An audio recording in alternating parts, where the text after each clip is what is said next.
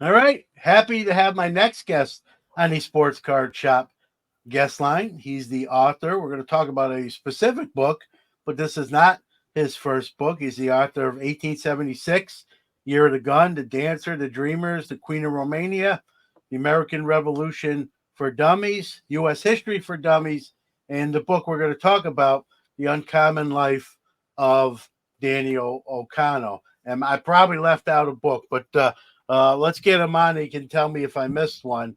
Mr. Steve Wiegand, how are you? Hi, John. How you doing? Good. Um, so, like I said, this is not your first book, the Danny O'Connell book that we're going to talk about. Everyone thinks it's easy to write a book. Obviously, you're, I guess, a veteran. We'll say of book writing. Kind That of means talk I'm old. about. Well, I'm with you and probably catching up just the same as well. Talk about as an author, the process and how do you not even just we'll talk about this book, but even like coming up with what you want to write about, kind of that put that hat on in the process that goes with it. Okay. Well, I kind of eased into writing books because I was a newspaper reporter and columnist for about 100 years, and I covered everything from mass murders to politics to World Series. And so, when you're writing for a newspaper, obviously you're writing on a deadline all the time, and so you got to learn to put things together. And you're also limited in space that you have. The editor tells you got 35 inches, column inches in a paper. This is back now. I should say for your younger viewers and listeners, newspapers were these things that came out and they were printed on paper and they came out every day most of the time, and they're like dinosaurs. But anyway, that's how I got into writing, and so I started writing. I wrote my first book.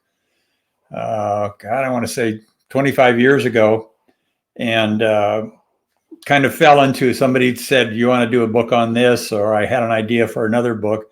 So the Danny O'Connell book is my 10th, and I'm currently working on my 11th and 12th right now. So, um, in answer to your question about how you the process, it's totally different for everybody.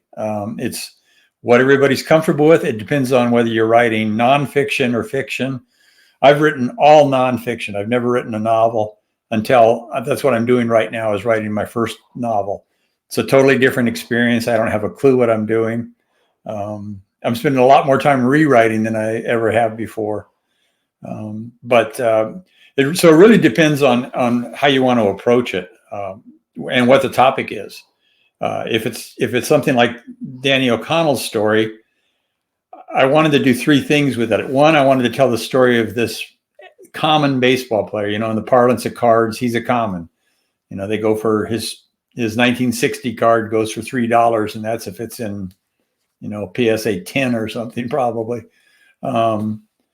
So for him, it was easy because it's a biography. He was born, he went through his life, and he died. And then I tried to weave into it two other things. One was the history of the United States, what was going on in the country while he was alive, and two, sort of a little bit of sort of a brief background of baseball cards, because that's how I found out about this guy. Yeah, and you do a great job. And obviously I read the book. You let me have an advanced copy. Thank you. Um, it was hard to put down. I joked with you before we started recording. I'm in the process of taking 3 college courses for my employment as a teaching assistant to get my next certificate. And there are many a night. I think it only took me a week to 10 days. Um, to read. And like I said, I'm not a voracious reader all the time, but I was debating like do my coursework or keep reading. And you just like you said, you really put all of the elements together.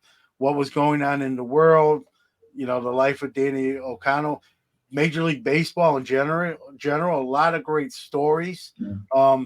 That kind of centered around him, but not necessarily always just about him.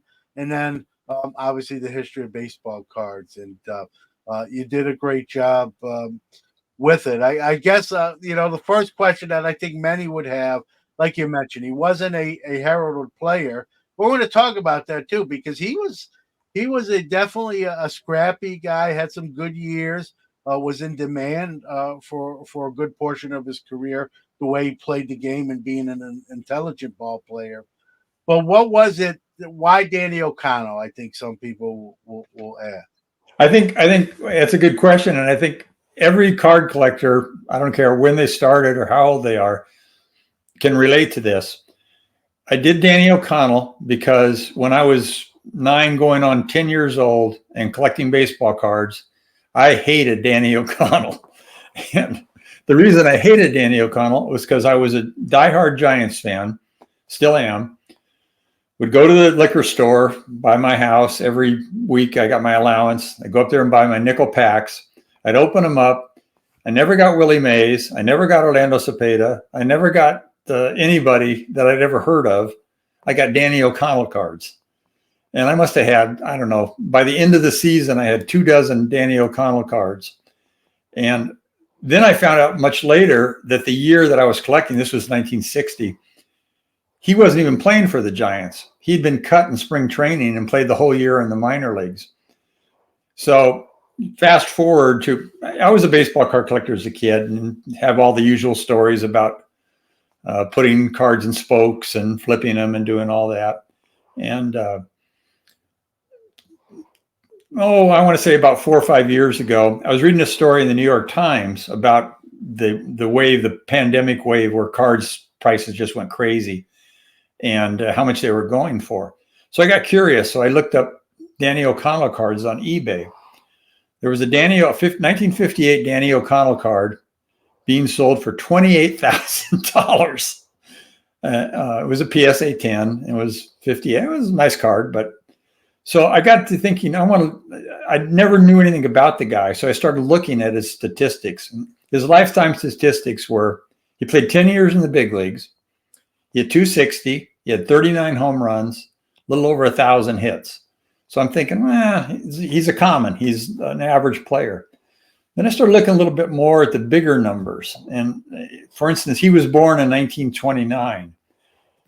There were 1 million boys born in America in 1929. 93 of them made the major leagues for even just a little bit. He played for 10 years. So you look at the odds of just making it to the big leagues. Then he played longer than 93% of all the players that have ever played baseball since 1876 at the major league level. He had 1,000 hits, which was more than 90% of all the players that ever played. So the guy, when you look at 260 lifetime average and 39 home runs, who cares? But I got to thinking that that's the kind of guy that makes up 20 of every 26 players on the teams even today. So I got curious about his life. I started looking at his career, where he came from and how he played in the majors and how he got up to the majors, or how he played in the minors and got up to the majors, and kind of went from there. And that reinvigorated my interest in cards in general. So I started looking at cards, the history of cards, and then I've written history books in the past, so I had some grounding in that. So I wanted to throw that in as an element as well. So that's kind of where the idea came from. Well, like I said, you did a great job and some great points there, right? Sometimes we look at those surface stats, or the big three, as they say: average, homers, ribbies, and if those don't knock your socks off, we sort of dismiss the player. But you brought up some stats there, Steve, of this guy played 10 years because of some of the other stuff and intangibles, Exactly. having something between the ears. If you read the book, you learn that he was, very respected as far as intelligent and being smart in the field, at the plate, and that sort of thing. And it's refreshing too, because there's plenty of books, like you said, Mickey Mantle, Willie Mays, Ted Williams, and those, like, first ballot Hall of Famers, and deservedly so. I'm not Right. Yeah. besmirching them, but I think sometimes we forget about, like, there is no baseball without that whole roster, right? And he was an integral part of the teams he played on, and like you said, lasted double-digit years. Got his pension just barely. He kind of Just stuck barely, in yeah. there, Yeah. under the final bell. Tragic story too. He died very young, and but and then the other thing we sometimes don't remember is everybody that makes like you said, very few people make the major leagues at any professional sport, and then specifically baseball.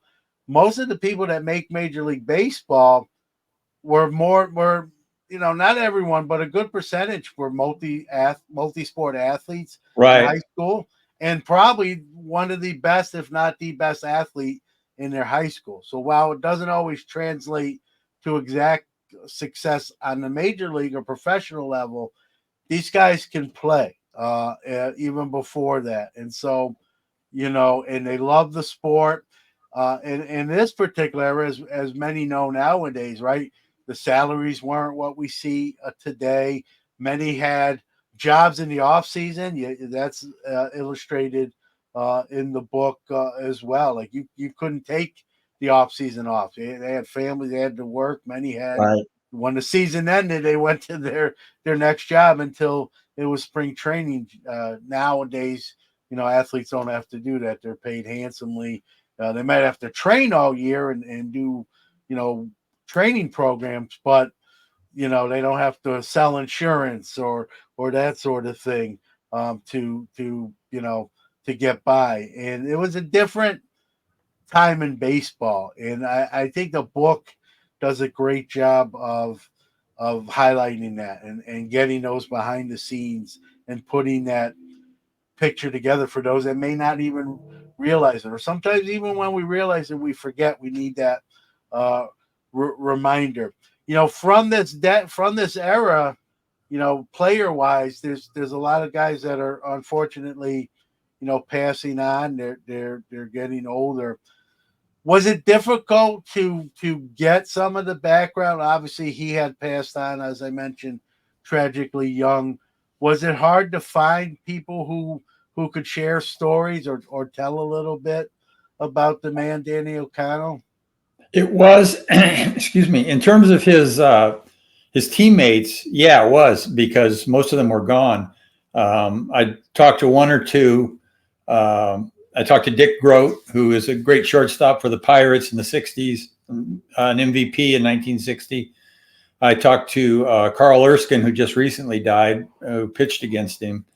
Um, he had four children, and all four of them are alive and healthy. And I talked to them, and they were a great source of people that talked to from his boyhood or that remembered people from his boyhood.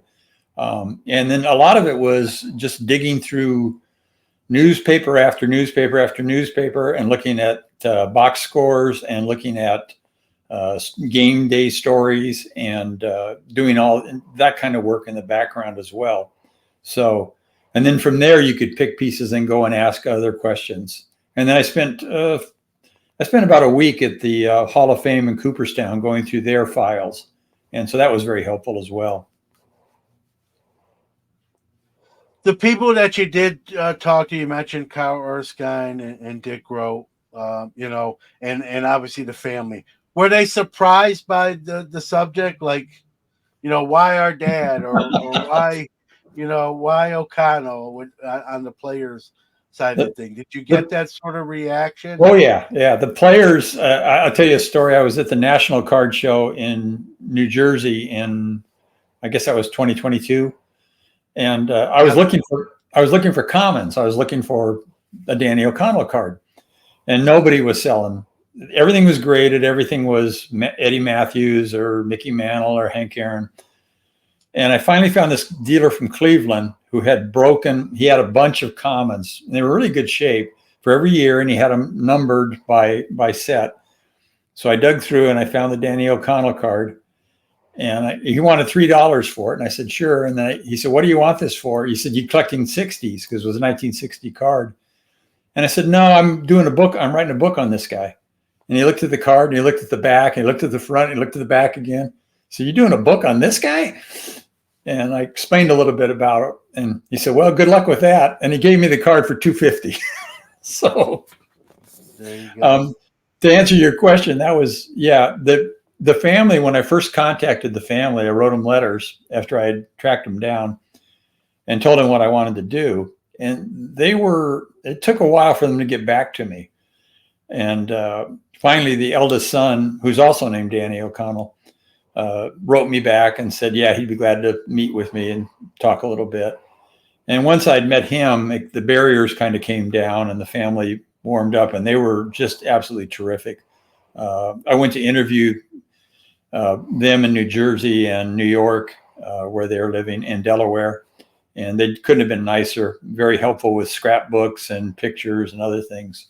So, but to answer your original question, yeah, it was tough sell to say, I want to do a book on an average guy who never played in the World Series, never made an all-star team, never led the league in anything in particular. But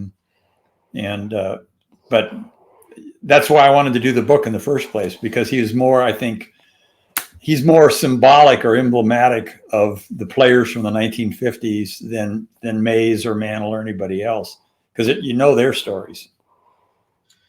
Yeah, and I agree. And he was a great fielder. I mean, the book illustrates, like, he was in demand for his fielding along with Red Chandies. Mm-hmm.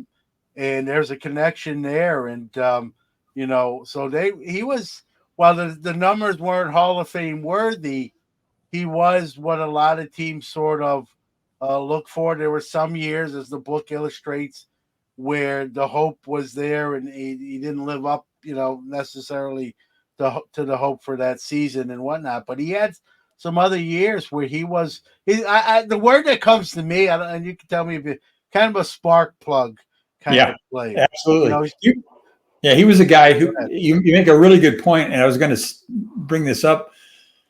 If he were playing today, that was another question I got. Would he make it today if he were playing today? And that's always a tough, would Babe Ruth make it today? That's a tough question. But he did have one thing and it goes with your spark plug idea, and that he came up as a third baseman. He was an excellent third baseman. He was considered by some people the best third baseman in the league in fielding when he came up. His first year back, he was a rookie, played third base for the Pirates, which was an awful team. Got drafted, spent 2 years in the Army, came back to the Pirates. They made him a shortstop. His last year in the minor leagues, he was a shortstop. They bring him up to the big leagues to play shortstop. Halfway through his rookie season, his second year, they move him back to third base. He comes in for his third year. They move him to second base, and which is where he played most of his career. So in getting back to whether he can make it today, that there's so much emphasis today and so much value put on players that can play multi positions. They can play center field and play second base too. And he could play. He played first base. He pitched in a game as a mop-up when they didn't do that in those days. And like what you said about his spark plug, this is a guy who he would pitch batting practice. He was a bench jockey, so he would needle. He was the leading guy to needle the other team, but they liked him because he was funny. He would play any position they told him to play. He'd pinch hit, he'd pinch run, and he had just enough skill at different levels that trying 110% plus doing that kept him in the big leagues. Yeah, versatility, right? Those guys today I think there's less of it. And the guys that still do it today, that's why they stick around. They don't have to necessarily bat 300, like he used to. So, and the book illustrates, like, teams inquired about him. Other teams, like, hey, we'd like to trade for him when he was, a free agent or available. He had times where he had to pick of a team or two where he wanted to sort of play. And that's, he was an intelligent he had something between his ears, as the book illustrated, and other people talked about that. And had he not died at a young age, I'm sure it sounded like he was on a track to be a coach and manager, at least in the minors, which he did, I believe. Uh-huh. And then I think eventually would have probably made his way onto the big league level. Yeah, Doing the same thing. that was an interesting point, because at the end of his career, he ended his career with the Washington Senators, who in 1962, and they were an expansion team then. And they said, "Look, Danny, you're a smart guy, as you said." He was the kind of player, by the way, who did the hidden ball trick. He was the guy who would drop a soft line drive and get a double play and get around the infield fly rule. That's the kind of things he used to do. He scored from second base one time. He was playing with the Giants. Willie Mays hit a ground ball to the first baseman, who threw it to the pitcher. The pitcher turned his back on the plate, and O'Connell scored from second base. And he wasn't a speedster either. So he would do those kind of things. But getting back to his coaching, he became a manager of a minor league team for the Senators. Then he got called up by Gil Hodges when Hodges took over the Senators and became a coach for a couple of years. But the trouble with being a coach in those days was you didn't make any money. And he could make more money finding a job in his hometown of Paterson, New Jersey, than he could being a coach for the Washington Senators. So he quit. He became a coach. Well, you fast forward a few years to 1969, and Hodges is the manager of the Mets. And Don Zimmer, who is a good friend of O'Connell's, came to the O'Connell house and talked to him a little bit about coming back. So there was always among the O'Connell family, they always wondered if he'd lived, would he have ended up with the Mets coaching staff and been part of that miracle Mets team of '69. So, but he was a baseball smart guy. Leo Durocher once said he'd win far more games with his head than with his bat. So, well, listen, any way you do it, right? As long as you get it done. You mentioned like he wasn't the fastest guy, but he was a hustler. Someone falls asleep at the wheel, he was going to take advantage of the situation. And that kind of play impresses your fellow ball player. Yeah. Like, hey, he's not the most talented guy on the field, but he makes up for that with the hustle, with the banter, like you said, with kind of needling the other team. Like he does it in different ways, stuff that doesn't always appear on a stat sheet. It's not necessarily measurable by just reading the back of a baseball card, as that dealer did when you inquired about purchasing that card, and he questioned like, really, this guy? But it's that other stuff that you don't always see by reading stats, or unless you really watched him play on a day in, day out sort of basis. And those guys, those guys still exist even today. But I think it's harder, might be even harder today, because of all the emphasis put on like war and all these new stats that we didn't even have in the 50s, 60s, 70s, and even 80s, war and all these other newfangled, stats that statisticians have sort of weaved together. And, he made a career of that, being a hustler, being smart, and, got his pension. And then, like you said, he started his coaching career with Washington, and then died tragically in a car accident. You mentioned his hometown of Paterson, New Jersey. I know there's other athletes have come from that city. He's not the only one. Right. Has the city? Is he still known there, or is it kind of, as time has marched on, he's kind of a forgotten son? Where does he stand in the Paterson? He's been pretty much forgotten. After he died in 1969 of in like you said, in a car crash. He had a heart attack while he was coming back from a baseball banquet. and ran into a pole, and he actually died of the heart attack, the accident. But he was only 40. In the years right after he died, there was a city Little League park that was named after him. There was a plaque put in. But the demographics of Patterson have changed amazingly, where it's now predominantly, there's a very large population from the Middle East. There's a very large population from Central and South America. And I went to his boyhood home and kind of walked up and down the street and asked people if they knew who he was. Nobody did. But several of the younger people there said, well, we don't play baseball, we play soccer. And so that part of it had died away in terms of his immediate home. Now in New Jersey, he's still, well known among the pantheon of New Jersey athletes. So that's a little different. But no, he's pretty much recognized as much as any average common player from the 50s is. If he were from a small town, a very small town, like, in Iowa someplace, they'd probably have a statue of him in the park. But better than I do, being from the East, that New Jersey is one big megalopolis for the most part. And so he's not really remembered very well. Yeah, the one thing, if you read the book, and I encourage everyone to do so, it's a great book. Like you said, like we talked about, the season ended and he would do other things to earn money. One of them was public speaking. He seemed to enjoy that. He was a talker. I think you'd agree with that. He wasn't shy. No, not at all. Sometimes he probably maybe said things that I know he got in kind of a little bit of hot water at different times or another for way he said some things and maybe rubbed people the wrong way.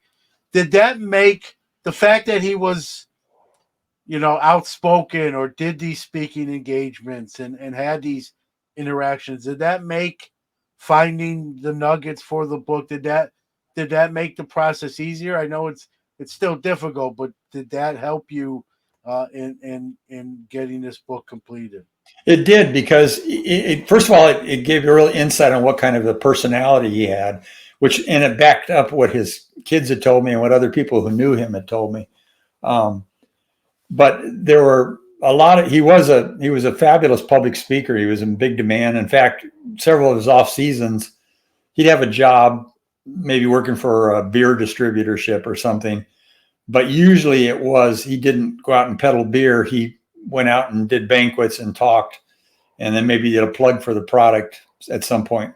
And he got paid for a lot of speaking engagements when they had conventions and things, because he was a very funny guy. If your contemporary listeners and viewers think of Bob Euchre, or a little bit older than that, Joe Garagiola, guys who were funny. He was very self-deprecating. He one time, for an example, he was talking to a bunch of little leaguers, and they asked him what was the best way to play second. He said, "Was it easy to play second base?" He said, "Yeah, just get in front of the ball, let it hit you in the chest, pick it up and throw it." And yet he was actually one of the 2 or 3 best second basemen in the league in terms of fielding. So he was very self-deprecating, but he was also very funny. And like you said, he said what he thought. He was honest, and he wasn't malicious or saying things that just to spout off. But if somebody said, "Do you think the manager could have done a better job?" O'Connell would say, "Yeah, I think he could have done a better job. I thought he could have used the relief pitchers better."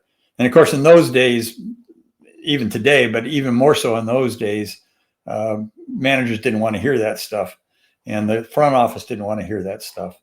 So he did get in trouble from time to time, but he was such a good guy and such a funny, nice human being that it never lasted, because it was never done maliciously. Yeah, no doubt, and that's refreshing too, right? Someone that kind of just calls it like he sees it, and that sort of thing. And I don't know if you agree with this, and my take too. I don't think he ever played with great managers. I mean, they were people might recognize the names, Yeah, but I don't think anyone's confusing them with winning pennants or World Series and a Hall of Fame stature. So, maybe some of those critiques and criticisms are sort of warranted based on the track record of some of those Yeah, managers he played for. He just was maybe a little quicker to point that out than the next guy, but it right. doesn't He mean played, doesn't mean he was wrong. no, he played for the managers he played for were the kind of guys who got their jobs because they'd been managers for some other team, basically, or they were old players who had the owner of the team liked him, so gave him a shot. And yeah, you're right. He wasn't playing for any Bruce Bochy's or Joe Torres or other people like that. Um, and he was his criticism was a lot of times his criticisms were backed up later on by other players, generally after the manager had been fired, and where he was saying it beforehand. But those, most of the times those things were tempest in teapots. They didn't last very long. It didn't cost him any playing time or any jobs or anything. And I'll give you a quick example. He was playing for Fred Haney in the Braves, and Haney was always praising him for giving 110% and telling the sports writers how great he was and at hustling and trying all the time. Well, there was a game one year, one day in 1956, I think it was. Right, he didn't run out. He had a ground ball to the first base to the pitcher, and the pitcher threw it to the first baseman, and O'Connell didn't run it out. He ran about 2/3 of the way down the line. Well, the first baseman dropped it. It ran up his arm and dropped it. And so if O'Connell had run hard, he would have been safe. So he got back to the dugout, and Haney said, "I'm going to fine you $100 for not running that ball out. You didn't run halfway." And O'Connell grinned and said, "Oh, come on, Fred. I ran 2/3 of the way." So Haney laughed and said, "Okay, I'm going to fine you $60 for every foot that you ran." So that was the kind of thing he did. So. Yeah, and I mean, it's all speculation. Do you think if he would have had, played for maybe a better quality of manager or managers, you think his career would have been any different, or you think it not necessarily? I don't know about the managers, but I think his career would have been, and maybe this is the managers because they made the decisions. If he'd have been able to stay at third base, they said, "Look, you're a third baseman. You're going to play third base. You're going to play it like Ken Boyer or Greg Nettles or Arenado, and you're going to be a third baseman." I think that would have solidified it would have made him more confident as a hitter because he wasn't trying to learn a different position. And I think that would have been a real boost for him. But that gets back to what you said about the managers, because that was a manager. They had a hold at shortstop, they moved him to shortstop. They had a hold at second base, they moved him to second base. And then criticized if he didn't learn how to turn the double play the first week he was there. So I think that probably hurt him somewhat. Yeah, stability is important. Anyone who's played sports can tell you if they've had to switch positions. It can be difficult. You're seeing the balls off the bat at a different angle. You make a great point with double play turns change. You're now in a different position. You're catching the ball in a different spot, pivoting a different sort of way. And like you said, he pretty much went right around the infield from third to short to Right. second, and back again at different times. Reading the book too, he played for temperamental sort of managers where they Yeah. got an 0 for 4 day, and they immediately like you sat for a whole week before you saw the field again. Yeah. And that's a tough pressure to play in, like thinking, man, if I don't have a halfway decent day today, I may be not playing for a week or potentially more. I think that makes you nervous, and that's not a comfortable situation to be in. Then as a story, as your book points out, there were other players that played in front of him where they had too long of a leash, and like you had the better player watching rather than playing, and so Right. he had some of that sort of adversity that didn't help his matters. But yeah, again, strong 10 years in the big leagues based on some of those other intangibles. and whatnot. From when you decided to that he was the subject of your book to its completion, how long of a process was that for you? It was probably about where I was actually working on the book was probably a little less than 2 years. Um, I sold the idea to my publisher, which is Bancroft Press, and they said, "Yeah, okay, we see what you're going with it, so go ahead and do it." And I got the contract, and then it was a matter of I looked at his career. I went through, his career kind of cursory uh, at first, and then talked to his kids, talked to a few other people, and then I thought, you got to flush this out with more than just his. And in 1955 he did this, and in 1956 he did this, and I'd gotten on with the whole idea of him in the first place from cards, from looking at cards. So I wanted to kind of look at the history of cards, and I wanted to throw that as an element, and then I wanted to put in the kind of what the situation was while he was playing, because they made a fair amount of money compared to the average American in the 1950s, but they were totally they were slaves basically. They couldn't. He was playing with the Pirates. He couldn't end his contract at the end of the year and then go to another team. He could be traded without any say at all. The way it worked in those days is if you were cut and you had signed a contract, you got a 30-day paycheck and a train ticket home. That's all the security that you had. So I wanted to put in the fact that, this is what was going on in the country at the time. He lost 2 years. He finished third in the Rookie of the Year voting in the National League in 1950. 1951, he was drafted and he missed all of the 51 and 52 seasons.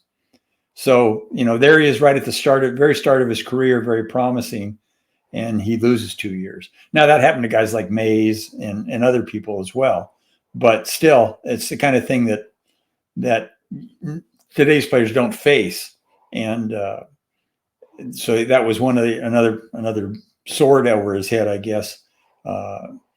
So in terms of looking through the book, the fun thing and the unfun thing was, and your younger viewers and readers, listeners won't maybe relate to this, but when I was a kid, one of the great joys of a newspaper was going through and looking at the box scores, and you'd pick out players and you'd follow what they did and you'd read the little summary of the game.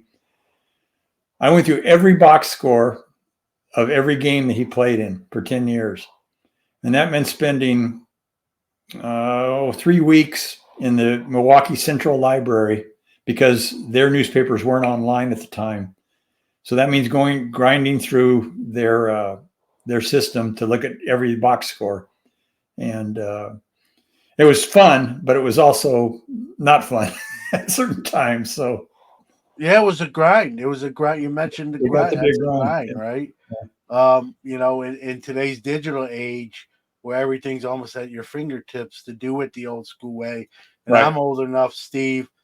We got the local games being in New York City, Yankees, Mets, and that sort of thing. But anyone else, you had to get that paper the next day and read the box scores. And like you said, yeah, we had our favorite players, even on other teams that we weren't a fan of the team, but we were fond of the player. And so hearing you talk about that, I know I lived it. So I know exactly what you're talking about. Doing it in the moment is funner than having to go backtrack and do it, 10 years worth all in kind of one sum. So that's a whole nother show. Was there any moment, the book's out, were there any moments where you yourself, you can say this now, like, did I pick, am I barking up the right tree? Did you second guess yourself at any time or not really? Oh yeah. This is my 10th book, and there's always that moment at least once. And in this one, it was, you get about halfway through his career and he hit kind of a low point. And you said, okay, I've already said that he's a great fielder. I've already said that he has all these intangibles. The guy's hitting 239. What am I going to say nice about the guy? And that became a little bit of a. At that point, I thought, I really may not be able to justify this. I mean, it may be that somebody's going to get halfway through this book and say, so this is it. He never does anything dramatic. He never saves the pennant or does anything like that. But then you get over that, and then when the finish line gets in sight, you start getting excited about it, and you start thinking about what does this all mean, and how does it wrap up? And I'll tell you a story, John. It's a little bit off the point, but go ahead. In 1989, I was covering the World Series between the Giants and the A's, and I was down on the field before the game, the first game, and the Giants had a pitcher named Bob Nepper who had come over he'd had a pretty good career with Houston. He'd come over, and he was getting up there, and it was either his last year or his next to last year.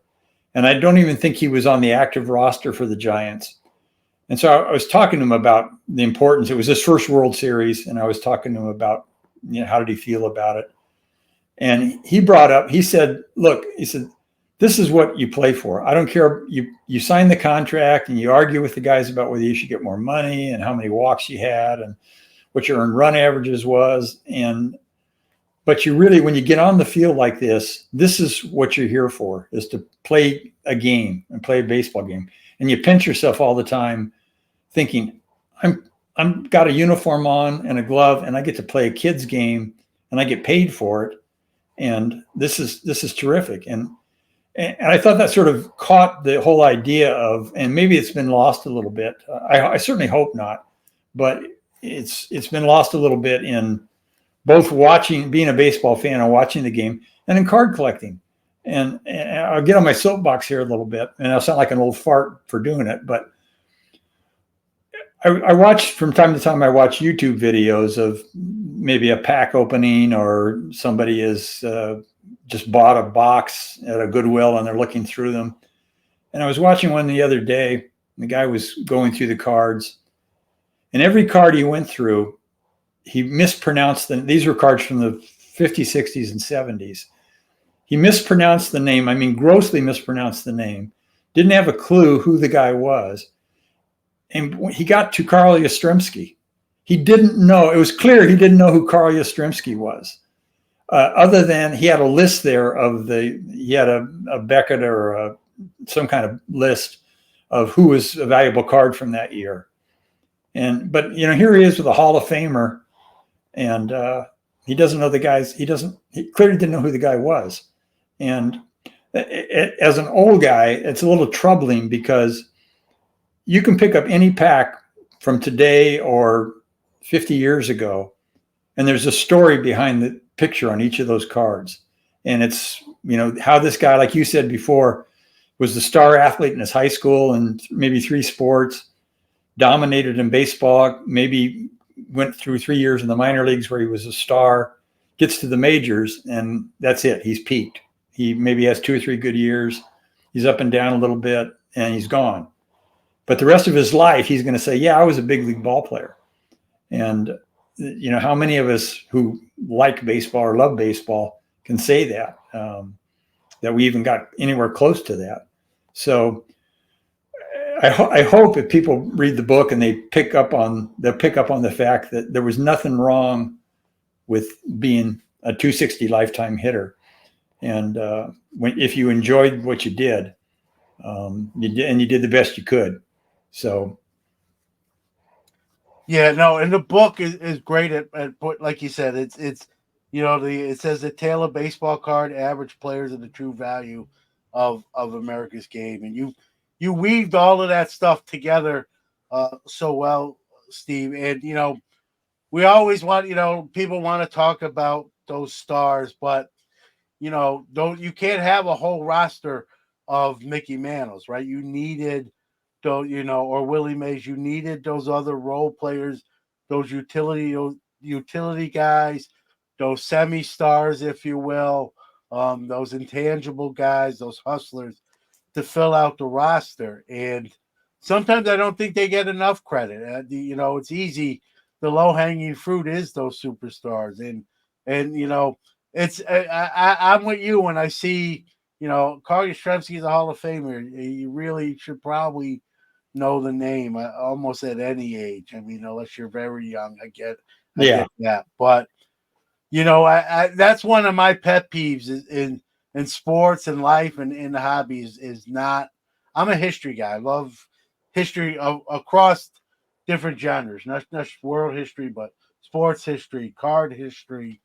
That's just my thing. And so one of my pet peeves, it might be a little unfair, is when someone else doesn't sort of respect that or realize that everything is the bridge to the next era, whether you like it or not. We wouldn't be where we are today without what happened yesterday or 5 years ago, Right. 10 years ago.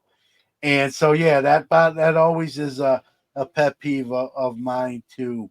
And again, you do a great job of highlighting it. The book is, while it is about Danny O'Connell, it's about baseball, it's about sports, it's about the struggle to stay at that level and fight and claw and in the off season to fight and claw to pay the bills and get to the next season. And I don't think that's talked about enough, Yeah. again. And I that's one thing I loved about what you did. And again, even some of the bubblegum wars with the cards and Bowman and Tops, you interweave that in there, which is very important because that's part of the fabric as well at that time. And you talk about you know getting lots of Danny O'Connell cards and not as many Willie Mays, and who you didn't realize it then, but it led to this book being read. Talk about coming down the home stretch here. Kind of talk about your hobby as a kid and where those cards. I know I spoke to you before we hit record, but kind of again speak to like your collecting background there. Well, I started. I was living. I grew up in San Diego, but for a couple of years when my dad was overseas in the Navy, I lived in Monterey near San Francisco. The Giants happened to come to San Francisco the year I first started thinking about baseball. So I was a big Giants fan. And we moved to San Diego. I was still a Giants fan. Baseball cards kind of caught my attention about the same time I started getting an allowance from my parents. And I thought, I got this. I got a quarter every week here. I can do something with this. So I would go up and buy, a Coke or a candy bar or something, and I'd buy a couple of baseball card packs. And it kind of took off from there. That became my hobby. I wanted to get as many baseball cards as I could. And I did all the things that everybody else did at that age. We did flipping. We did flipping against the wall. We did flipping to see if they came down odds or evens. We traded cards. I took all my Dodger cards and put them in the spokes of my bicycle. Much to my regret now, because I think there was some Sandy Koufax and Don Drysdale in there, but Yeah. But I was a Giants fan, so I collected for God till I was in my early teens, I think, and then guess what happened to them? I found out about girls, and all my cards went to the kid next door who was 8 or 9 years old, and then I started again I want to say in the early 80s when interest kind of took off. There wasn't just Tops anymore. There was Upper Deck and there was other manufacturers putting cards out. And I wasn't so interested in those. I was more interested in the old cards. So I started collecting Giants cards, Tops Giants from 51, the first issue, through the early 2000s, I guess. And that's basically what I did. And I'd go to card shows and I'd, look for, I didn't really care about condition. I wasn't looking for, a PSA 8 of Felipe Alou or somebody. I just wanted to complete the set. And that's what I did. as when I retired from newspapering and we moved from California to Arizona, I had a good friend who had two grandsons who were 7, 8, 9 years old, avid little leaguers, avid baseball fans. And so I took out a few cards. So I still probably have maybe a couple of dozen cards. And by the way, I've got about 50 Danny O'Connell cards if anybody's interested. so, so I gave my collection to them, and I was really pleased that they continued. There were cards I was missing, and they were continuing to save their allowances and try to complete their card set. So, anyway, that's what happened to them, and that's what I think should happen to them. I think if you're a card collector and you're no longer active in it, find somebody. Yeah, sell them if you need to, but if otherwise, find some kid who needs to get into the sport and into the hobby and collect cards. Yeah, and pass that baton and that next generation behind us that are going to carry that torch forward and so on and so on. That was nice of you, Steve, and hopefully that's a story that will continue, and that's also how we remember these players sometimes, Right. through cardboard, right? I mean, I remember even as when I was a kid, you know, getting a card of a player I hadn't heard of, and sort of like, who's he? What's he about? What kind of year did he? And you start learning more about him. And back then, you very well know too, Topps put those cartoons on the back that talked about some of the off the field stuff.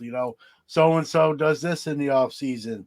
So and so, collects stamps or in his spare time.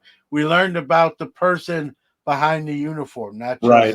the stats, and I think that's important. And again, Danny O'Connell was a man beside a baseball player, and that book talks a lot about that. And Well, it's funny you talk about the cartoons, though, that I always used to laugh as I was collecting them as an adult, because you could generally look at the little cartoon on the back of the Topps card and you could tell how good the player was, because if he was a really good player, it would say something like, Eddie made his fourth All-Star team last year. But if he wasn't good, it would say, John enjoys bowling in the off season. It's a great point. That's how you gauged what level. Mickey won the 1953 MVP. And right. like you said, Mikey likes to garden. Yeah, right. So, but it is a great point, and but it's also, I used it as a younger kid when those really were in full force. I used it to learn sort of about these guys off the field as well as on, and some of that I think is lost. You mentioned this, or I think it's a little bit lost in today's game and today's collectors or fans, but there's still people who care and research that stuff, and not writing a book as well. And well, I tell. I'm sorry, I interrupted. No, go ahead. I tell collectors who maybe guys are buying wax packs or maybe they're buying sets, and you get a common card now, and you never heard of the guy. He plays for some team you don't follow. Do yourself a favor, and we can do it now with the web. Google the guy. You'll find I guarantee you that his parents or his girlfriend or somebody has put up a Wikipedia article on the guy. And you might find out that, hey, he went to your high school, or maybe he likes to surf in his off season and you used to like to surf in your off season. You'll find something interesting about the guy. And maybe it takes a little of the sting out of getting a pack full of commons or, nothing that's, particularly interesting or valuable. But it'll really extend your interest in the game, I think, as well. Because then you're watching the guy play against your favorite team. And you say, I know that guy. I know something about him. Yeah, it brings that human element back into right. it. That these, they put their pants on. While they might be better baseball, football, basketball, whatever sport players than us, they also put their pants on one leg at a time. And I think it's important to to know that and learn about it. Your book does a great job. For those, if you haven't read it yet, The Uncommon Life of Danny O'Connell. This is not just a book. I know I've said this numerous times because it's important. While it is about Danny O'Connell, there's much more going on in this book. You got a lot of behind the scenes baseball stories, a lot of anecdotes. You've got the the base for hobbyists. You've got the baseball card element in there as well. It's a great read. Like I said, I had a hard time putting it down in a couple late nights where I stayed up a little later than I probably should have.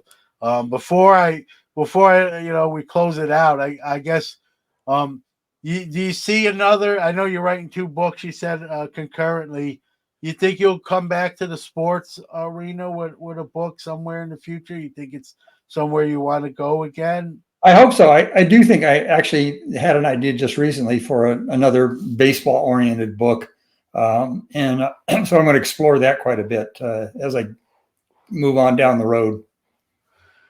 Well, I'd love to see it. Again, this book was tremendous, and like I said, I'm not always a voracious reader, but this one made me a voracious reader because I was, I was like, I want to find out what happens now or what's next, and Oh, good. especially when you don't know about a player, right? We know a lot about some of the bigger names. This was almost more interesting, as crazy as that might sound. Steve, I want to give I always give the guests sort of the final word, where people can find the book, purchase the book, your other books, websites, social media, anything you want to share with those listening out there.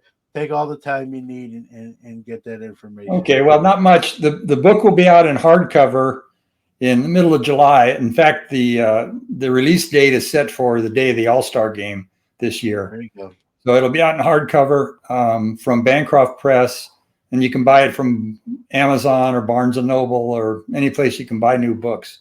If you Google my name or go on Amazon and do my name, you'll find it and all the other books, and you can order an advance copy if you want to. Yeah, and if you follow me on social media, make sure to let me know, Steve. I'll gladly retweet, get that word out there, and Okay, great. I appreciate that. someone who's read the book and know what it's about and how interesting and important it is. Gladly share that so other people can be enlightened as well. Well, I appreciate you coming on, making some time for us, and again, great book. Again, read it rather quick. That's always a sign to me that I'm enjoying it. The book that I'm sort of forcing myself to read, like I got to read another chapter.